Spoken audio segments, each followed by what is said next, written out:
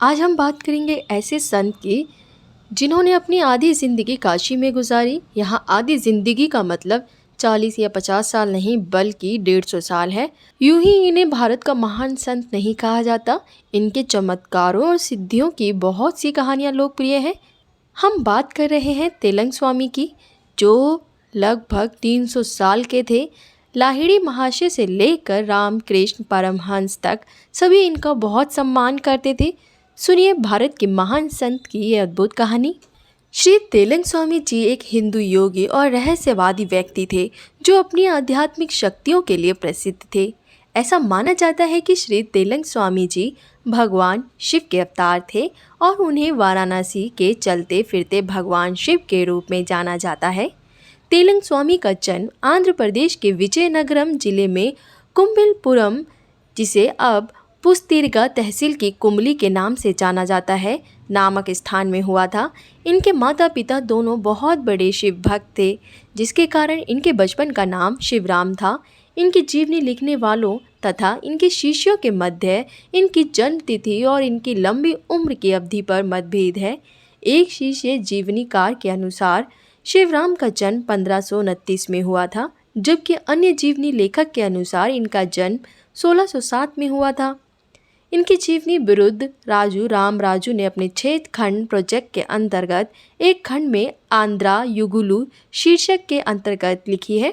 तेलंग स्वामी आंध्र प्रदेश के निवासी थे। वे योग शास्त्र में निष्णात थे और उन्होंने अपने समय के बड़े बड़े योगियों से इस विद्या की शिक्षा ग्रहण की थी।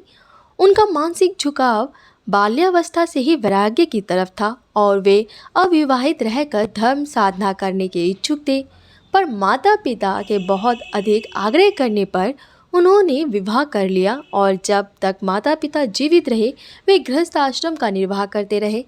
पर जैसे ही माता की मृत्यु हुई और उन्होंने शमशान में जाकर उसका अंत्येष्टि संस्कार किया, उसी समय उन्होंने अपना संसार त्याग का निश्चय सब प्रकट कर दिया। उन्होंने शमशान भूमि से घर लौटना भी स्वीकार नहीं किया और अपने हिस्से के समस्त जायदाद अपने सौतेले भाइयों को देकर वहीं कुटी बनाकर रहने लगे। उस समय उनकी अवस्था 48 वर्ष की थी और नाम शिवराम था। दशनामी के एक सदस्य के आदेश पर शिवराम बनारस में मठवासी का जीवन व्यतीत करते समय त्रिलंगा स्वामी के नाम से जाने जाने लगे। 1887 में अपनी मृत्यु तक वाराणसी में वे 80 घाट, हनुमान घाट में ऋषि वेदव्यास के आश्रम, दशाश्वमेध घाट सहित विभिन्न स्थानों पर रहे। वे अक्सर सड़कों या घाटों पर नग्न अवस्था में एक बच्चे की भांति निश्चित अवस्था में घूमा करते थे। उन्हें कथित तौर पर गंगा नदी के घाटों में तैरते देखा जाता था। वे बहुत कम और कई बार बिल्कुल ही नहीं बोला करते थे। बहुत सारे लोग उनसे अपने कष्टों को दूर करने के लिए उनकी योगिक शक्तियों के विषय में सुनकर उनकी तरफ आकर्षित हुए।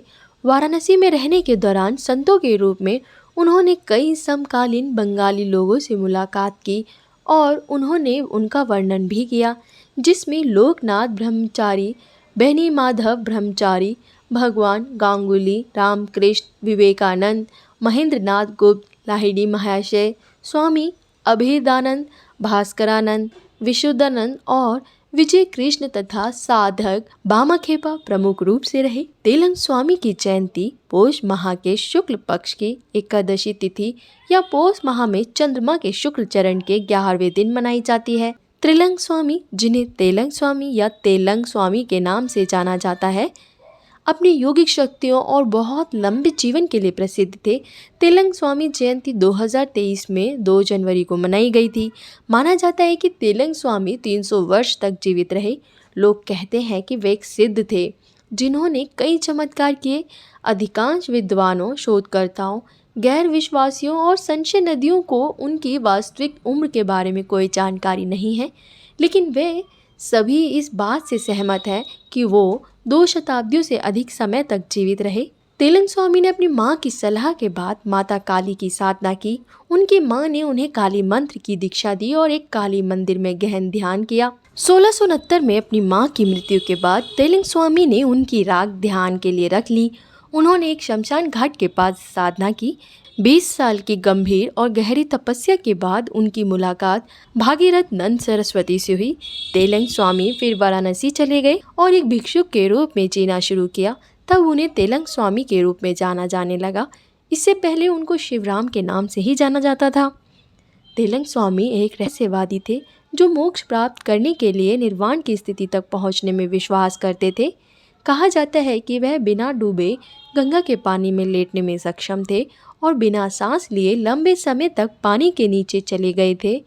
उनके दर्शन और शिक्षाओं को बाद में उनके शिष्य उमाचरण मुखोपाध्याय ने अपने लेख में दर्ज किया। एक बार परमहंस योगानंद के मामा ने उन्हें बनारस के घाट पर भक्तों की भीड़ के बीच बैठे देखा। वे किसी प्रकार मार्ग बनाकर स्वामी जी के निकट पहुंच गए और भक्तिपूर्ण उनका चरण स्पर्श किया। उन्हें ये जानकर महान आश्चर्य हुआ कि स्वामी जी का चरण स्पर्श करने मात्र से वे अत्यंत कष्टदायक जीर्ण रोग से मुक्ति पा गए। काशी में त्रिलंग स्वामी एक बार लाहिड़ी महाशय का सार्वजनिक अभिनंदन करना चाहते थे, जिसके लिए उन्हें अपना मौन तोड़ना पड़ा। जब त्रिलंग स्वामी के एक शिष्य ने कहा कि आप एक त्यागी सन्यासी हैं, अंततः एक गृहस्थ के प्रति इतना आदर क्यों व्यक्त करना चाहते हैं, उसी रूप में त्रिलंग स्वामी ने कहा था, मेरे बच्चे लाहिड़ी महाशय जगत जननी के दिव्य बालक हैं। माँ उन्हें जहाँ रख देती है वह वहीं रहते हैं। सांसारिक मनुष्य के रूप में कर्तव्य का पालन करते हुए भी उन्होंने मनुष्य के रूप में वह पूर्ण आत्मज्ञान प्राप्त कर लिया है, जिसे प्राप्त करने के लिए मुझे सब कुछ का परित्याग देना पड़ा, यहाँ तक कि लंगोटी का भी। 26 दिसंबर 1887 सोमवार की शाम को तेलंग स्वामी की मृत्यु हो गई। दशनामी संप्रदाय के भिक्षुओं के अंतिम संस्कार के रीति रिवाजों के अनुसार घाटों पर खड़े शोकग्रस्त भक्तों की उपस्थिति में उनके शरीर को गंगा में सलील समाधि दी गई। इसी तरह की खबरों के लिए बने रहें हमारे साथ। चैनल को सब्सक्राइब करना ना भूलें।